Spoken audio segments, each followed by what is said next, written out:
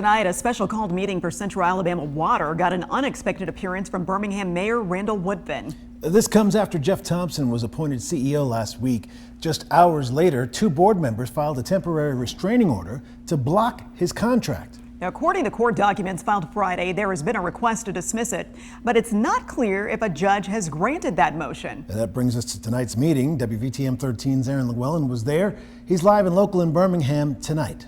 Aaron, the mayor was not the only elected official who expressed some concerns.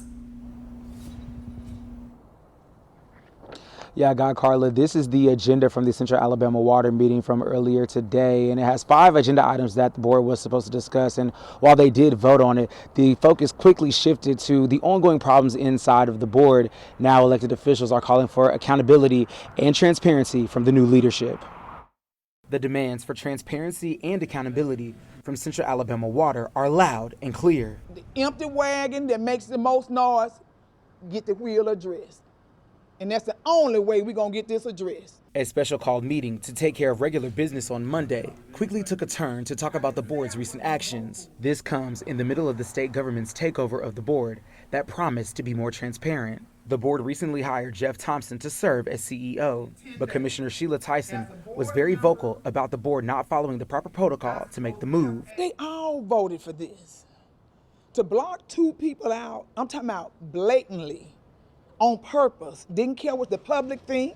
Mayor Randall Woodfin addressed the board during the meeting in an unexpected appearance, standing 10 toes down on his comments he made on social media earlier on Monday. I'm not sure how y'all do it in Shelby County, Blount County, St. Clair County, but the behavior, the integrity is more than questionable. Saying the board hired Thompson in 24 hours, a plan he says was, quote, already cooked up. You have to go down the line of every decision made after that. Who gets hired next? Who's the leadership team? Who gets contracts, etc. What happens to employees? What continues to happen to the customers whose bills are too high or wrong? Tyson backed the mayor, saying she and other board members were left in the dark on the hiring process without proper discussion. As a board member, I'm supposed to have access to that, and I have received absolutely nothing but one application. Questioning why Thompson was hired if he was put on a no-hire list, and the decision he's made to put 5 executives on paid administrative leave while hiring 5 more to replace them, she says could cost utility customers nearly $3 million. We don't even know the 13-week cash flow. You tell us how much money we got on hand now. How much in the reserve?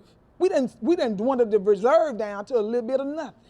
Tyson says those answers are supposed to come from the board's new leader. We talked to Thompson after the meeting, but he didn't directly address the criticism. I am committed to ensuring that our customers get the greatest service they can get, that we become a world-class utility, and really moving forward with improving our financial situation and our customer service situation for all of our customers here in the region. Now, Woodfin says that Thompson's actions don't match up with what he is saying, especially because ratepayers are still being overcharged or incorrectly billed for usage that they can't afford. Now, Tyson says that if you want to do something about how the board is moving, well, she's urging you to call your local and state elected officials. Live here in Birmingham, Aaron Llewellyn, WVTM 13.